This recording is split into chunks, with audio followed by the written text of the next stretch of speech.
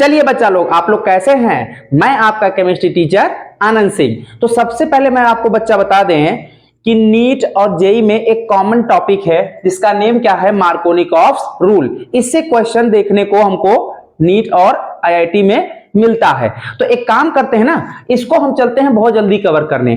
तो आज हम जल्द से जल्द इस टॉपिक को कवर करने चले हैं। तो चलिए मैं पहले आपको कुछ रिमार्क्स करा दूं इसको पढ़ने के पहले। तो चलिए रिमार्क्स करते हैं हम लोग। पहला फर्स्ट रिमार्क्स क्या है कि यह जो मार्कोनिकॉफ्स रूल है ना बच्चा, वो एप्लीकेबल होता है एल्कीन पर। किस पे एप्लीकेबल होता है? एल्कीन पर। आपको पता होना चाहिए एल्कीन क्या है। जिसके लास्ट में इन आ जाए वो कार्बन कार्बन के बीच में डबल बॉन्ड लगा दीजिए, बस। अब ये बॉन्ड पूरा आप कर लीजिए, ठीक है। तो ये क्या हो गया? एल्कीन। समझ में आ गया आपको एल्कीन? अब देखिए आपको मैं यही बता दे रहा हूं, एल्कीन भी दो टाइप का है। इसको पढ़ने के लिए आपको दो टाइप के एल्कीन मिलेंगे। पहला सिमेट्रिकल, सिमेट्रिकल एल्कीन हो जाएगा। दूसरा क्या हो जाएगा? Unsymmetrical alkene. ठीक है, समझ में आ गया? एल्कीन कौन कौन सा है? सिमेट्रिकल, और दूसरा क्या होता है? अनसिमेट्रिकल। सिमेट्रिकल का मतलब ही है सेम। अब क्या सेम? देखिए ये कार्बन डबल बॉन्ड कार्बन है, ये दोनों बॉन्ड लगा दिया मैंने। अब इस बॉन्ड पर अगर मैं H H H H attach कर दूं तो बताइए इन दोनों बॉन्ड पर भी H H है, इन दोनों बॉन्ड पर भी H H है। इसका मतलब ये दोनों क्या है? सेम है। हाइड्रोजन इधर भी लगा है वही सेम, उधर भी लगा है वही। समझ में आ गया? इसका मतलब इस कार्बन पर जो हाइड्रोजन है, इस कार्बन पर हाइड्रोजन है, वो दोनों सेम है। तो ऐसे एल्कीन को बोला जाता है क्या? Symmetrical alkene. समझ में आ गया? अब देखिए, अरे भाई ये भी तो आप जान सकते हैं, ये R है, ये C है, डबल बॉन्ड C, ये H, ये H, ये R, ये भी सिमेट्रिकल एल्कीन है, ठीक ना। तो चाहे ऐसे हो जाए वैसे हो, आप जानते रहिए कि ये सिमेट्रिकल एल्कीन है। अब बात फंसी सर अनसिमेट्रिकल बता दीजिए। अब देखिए सिमेट्रिकल मतलब सेम, तो अनसिमेट्रिकल मतलब क्या होगा? डिफरेंट होना चाहिए। डिफरेंट मतलब क्या? ये देखिए डबल बॉन्ड, ये यहां आप CH3 ऐड कर दीजिए, ये H कर दिए, ये H कर दिए, ये H। देखिए यहां CH3 है, यहां पर H है, यहां से ही ग्रुप क्या हो गया आपका? डिफरेंट हो गया, ठीक ना। ये सेम है लेकिन ये क्या है? डिफरेंट है। पूरा दोनों तरफ सेम होना चाहिए तब आपका सिमेट्रिकल कहलाता। लेकिन यहां पर ये क्या हो गया? ये तो सेम है लेकिन ये कैसा है? डिफरेंट है। तो इसका मतलब ये क्या हो जाएगा? Unsymmetrical alkene. यहां तक समझ में आ गया आपको? तो अब बताइए, अब ये सब इसके पास आपको पता है कैसे इलेक्ट्रॉन है? पाई इलेक्ट्रॉन्स है। इसके पास क्या है? Pi electrons. इतना समझ में आ गया?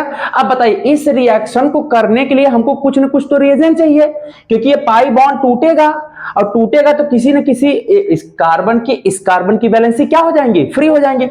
जैसे मैंने कहा ये पाई बॉन्ड है, इस पाई बॉन्ड को हम लोग ब्रेक करेंगे तो इस कार्बन की और इस कार्बन की वैलेंसी एक एक फ्री हो जाएंगी। तो आप कुछ भी वहां पर ऐड कर सकते हैं। तो बताइए कोई ना कोई तो चीज चाहिए जो इस पे अटैक कराने के लिए, तो उसको हम लोग क्या बोल देते हैं? रिएजेंट्स चाहिए। क्या चाहिए इसमें एडिशन करने के लिए? रिएजेंट्स। तो दूसरा रिमार्क्स हमारा पता चल गया कि रिएजेंट्स चाहिए। क्या रिएजेंट चाहिए? HX, hydrogen halide. अब X की जगह आप रख लीजिए फ्लोरीन, क्लोरीन, ब्रोमीन और आयोडीन। तो चलिए हम रख दे रहे हैं HBr क्योंकि मैं इसके लिए एक ऑर्डर आपको लगा दूंगा, ठीक ना। एक ऑर्डर आपको मैं बता दूंगा जिससे आपको समझ में आए। अब बात फंसी, सबसे पहले इसको ऑर्डर जानिए आप। HI, HBr, में सबसे ज्यादा रिएक्टिव कौन है?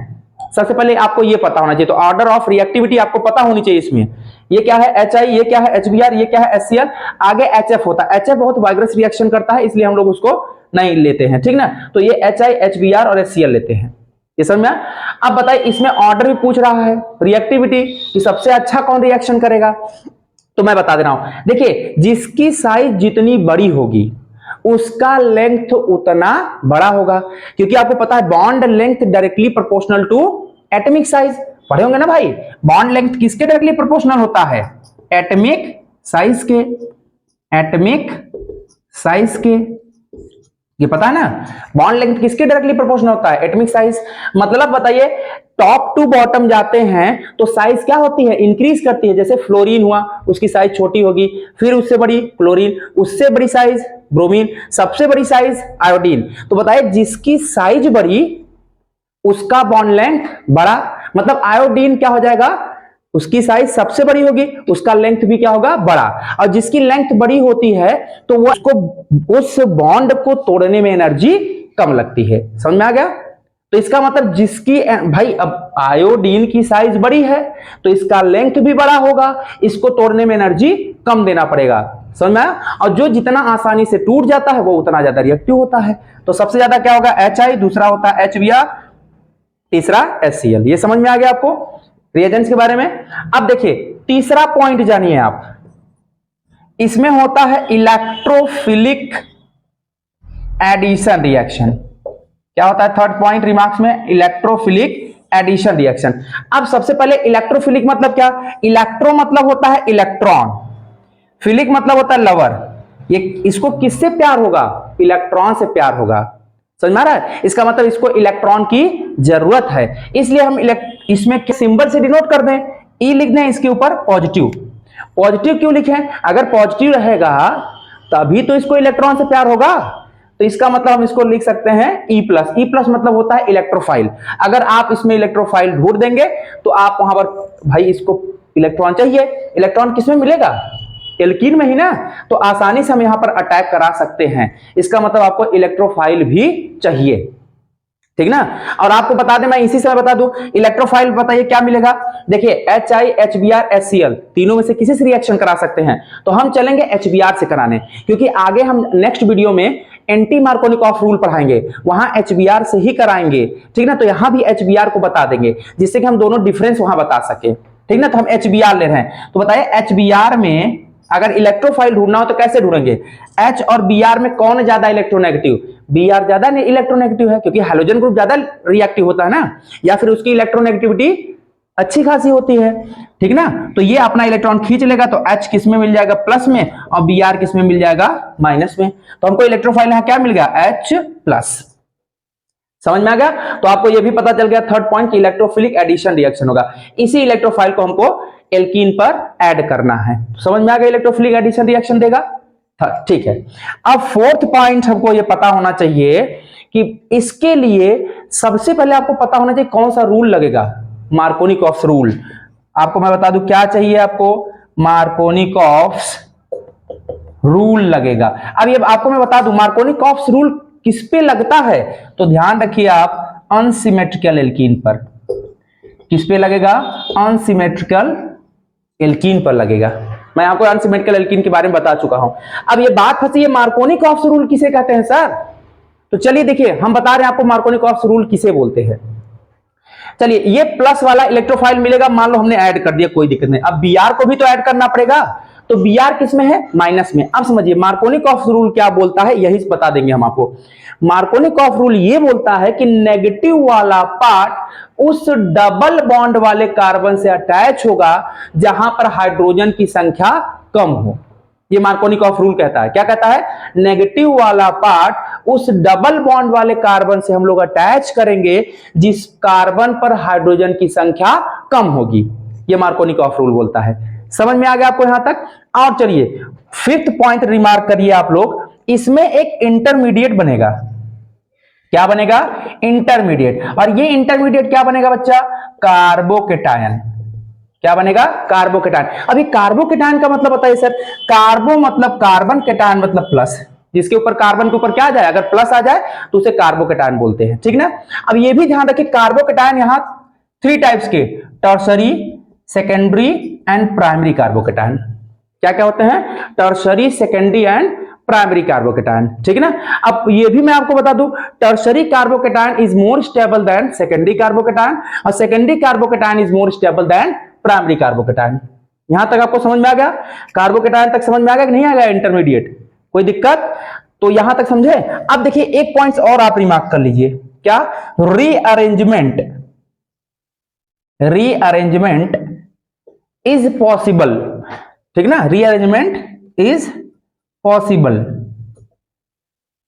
ठीक ना, या बोल सकते हैं रीअरेंजमेंट में टेक प्लेस, ठीक है। तो रीअरेंजमेंट भी पॉसिबल है। रीअरेंजमेंट किसका सर, तो ये भी मैं बता दूं आपको, रीअरेंजमेंट आपका CH3 ऊपर माइनस लगा दिए, तो इसको बोलते हैं मेथाइड शिफ्टिंग, या आपको रीअरेंजमेंट बोलिए, चाहे इसको शिफ्टिंग बोल दीजिए, शिफ्ट कराने के लिए।